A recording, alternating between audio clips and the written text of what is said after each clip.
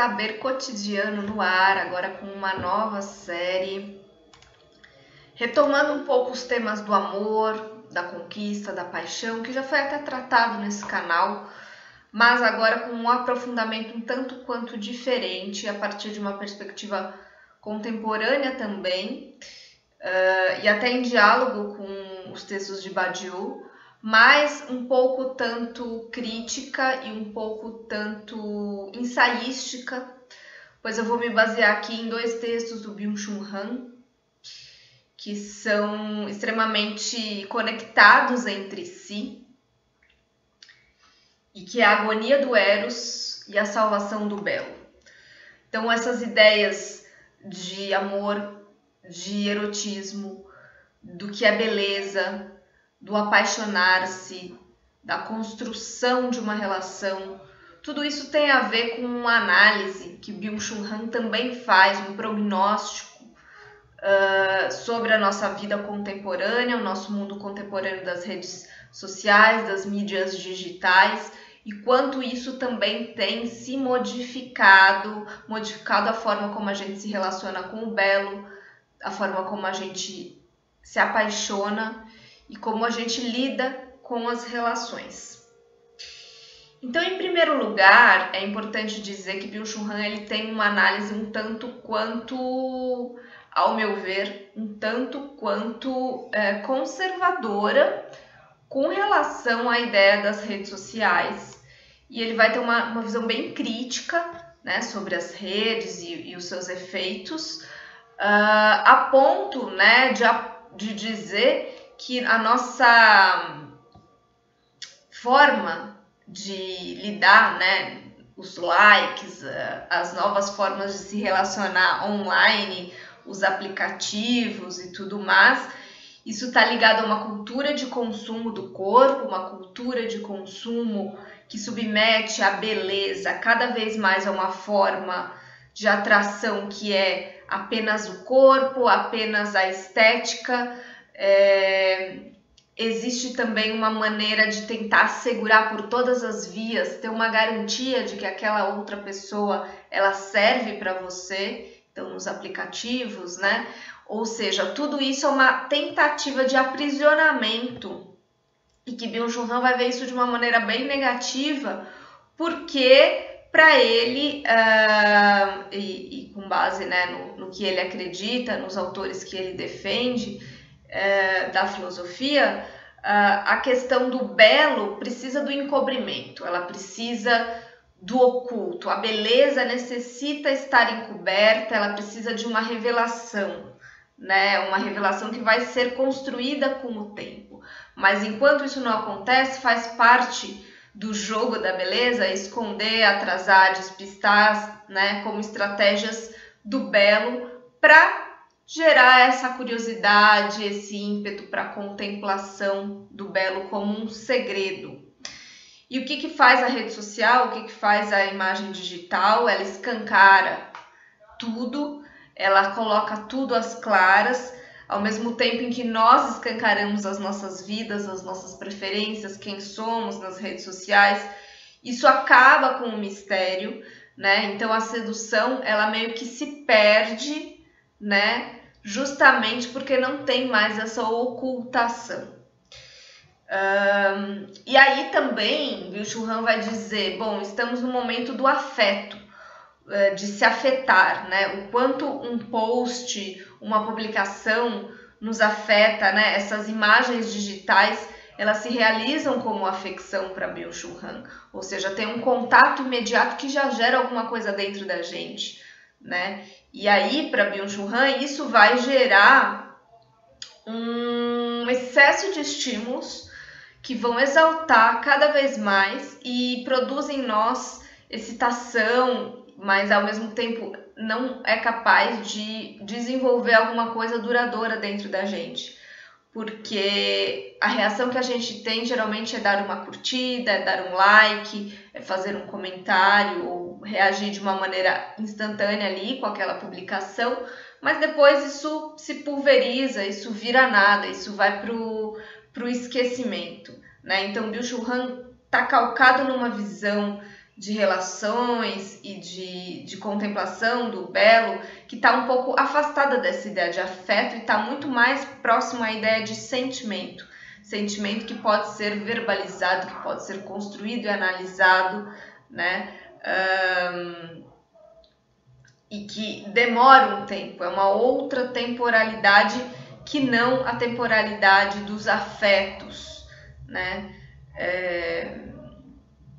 E para ele, é claro, né, ele talvez esteja dentro de uma outra geração, ainda faltam análises específicas sobre isso, mas é interessante perceber essa ruptura que ele consegue observar, né? Porque talvez nós, das gerações mais novas, a gente não veja dessa forma a questão dos likes, das curtidas. É claro, percebe-se a efemeridade, né? Percebe-se que isso talvez seja um tanto quanto negativo para a construção de relações, mas ao mesmo tempo não se critica tanto da forma como ele faz, né? Ele está partindo de um outro momento, de uma outra temporalidade distinta da que a gente vive atualmente, né?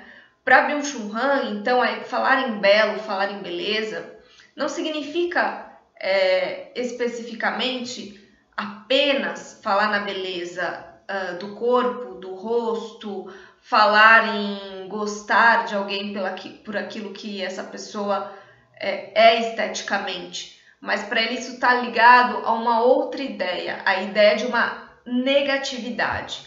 Pensar, esses dois textos dele são muito pautados por essa palavra, negatividade. Pensar negatividade significa pensar aquilo que de alguma maneira vai contra aquilo que a gente aceita ou aquilo que a gente gosta. É como se estar se relacionando com o outro, né, com a alteridade, provocasse em nós uma sensação de estranhamento, uma fratura, né? Não é tudo mil maravilhas, não é que eu tenho que gostar à primeira vista, não é que tudo tem que me agradar. Na verdade, o belo, ele se constrói justamente nessa fragilidade de ter uma fratura ali, de ter uma negatividade, mas ao mesmo tempo a sedução ocorrer, ou seja, você se sentir fisgado por que aquilo te intriga, te incomoda de uma determinada maneira, né? Ele vai dizer que, por exemplo, que o que é sadio não seduz, o que é liso não seduz, né? A pornografia, a exposição ilimitada do corpo, isso não tem nada de sedutor, né? Isso é o que é, pelo que está ali dado, mas isso não evolui para nenhum outro lugar, né? E para haver a contemplação do belo, para haver o enamoramento, deve haver alguma negatividade, né? O afeto, ele se constrói de uma maneira muito rápida. O afeto, você se sente afetado, né? Dentro dos termos que ele utiliza. Isso é alguma coisa momentânea, mas depois isso se esvai, né? Ou seja, o belo digital, ele bane uma negatividade, né? Justamente a negatividade daquilo que não é igual ao que você espera, né? Ele permite apenas as diferenças consumíveis, vai dizer Byung-Chul Han. Tudo muito liso, né? Essa ideia da lisura, do facilmente perceptível e tipo, por exemplo, as imagens com filtros e a ideia de uma lisura, né? A retirada de qualquer defeito, de qualquer sinal, né? De heterogeneidade. Tudo tem que estar muito homogêneo. Nesse espaço visual não há como você se maravilhar, você se inquietar com o que é diferente, né? Você tem que... Você acaba curtindo, e o algoritmo também nos leva a isso, né? A curtir apenas o que nos agrada, o que nos é familiar. Não há espaço para alteridade, não há espaço para conhecer coisas diferentes. E a temporalidade é uma temporalidade muito imediatista, né? Só que isso não tem nada a ver, segundo ele, a primeira sensação que o belo deve causar em nós. Houve um momento em que ele diz que o belo e o sublime andavam juntos, né? Mas em algum momento o sublime e o belo se separam, porque o belo justamente vai para a subjetivação dos seres, né? Um sentimento que acaba sendo do sujeito, e o sublime fica afastado. E o que é o sublime? O sublime é justamente essa sensação de dor, de desprazer, de que algo é muito perigoso, que é grande demais, que a gente não vai dar conta, que nos arrebata de uma maneira, mas que ao mesmo tempo mexe com a gente. Então, a razão do sublime, ela permite a gente transcender, né? Só que hoje, né, a estética contemporânea do belo já começa com algo muito palatável, assim, agradável, que não nos leva para essa sensação, para essa experimentação do sublime, né? Não tem algo exatamente que nos arrebate. A gente está programado socialmente para gostar daquilo que a gente já sabe que vai gostar, para rechaçar aquilo que a gente já sabe que não vai gostar, e não nos abrimos totalmente para a alteridade, ao mesmo tempo queremos escancarar tudo de nós, o que acaba minando com essa ideia da revelação aos poucos, da sedução, do mistério do outro, né? Dessa ocultação.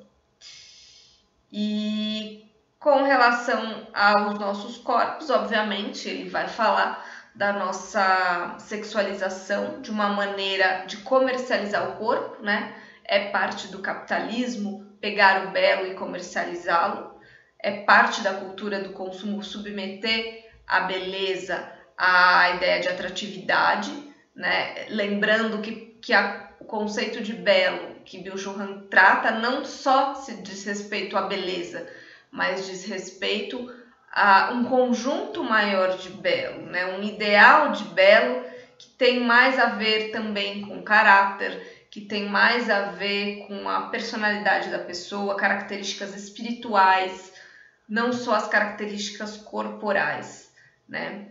Historicamente, a beleza ela acaba indo para esse lado da beleza física, né? E deixa de se encontrar a beleza e de se julgar a beleza em outras características.